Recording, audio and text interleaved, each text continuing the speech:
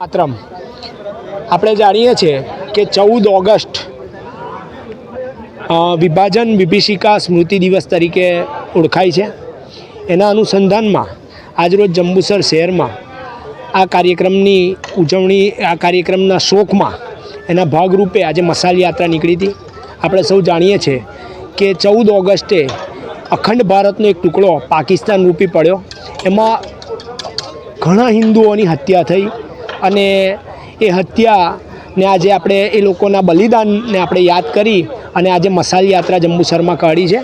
જંબુસર આમોદ વિધાનસભાના કાર્યકરો આમાં જોડાયા હતા, જાતે દેવકિશોર સ્વામી આપણા લોકલાડીલા ધારાસભ્ય પણ આ મશાલ યાત્રામાં જોડાયા હતા અને આ દિવસને આપણે એક શોકના દિવસ તરીકે યાદ કરીએ છીએ અને આજે એવી પ્રાર્થના કરીએ કે જે લોકોએ બલિદાન આપ્યું દેશ માટે એનું દરેકની આત્માને શાંતિ અર્પે। વંદે માતરમ, ભારત માતા કી જય।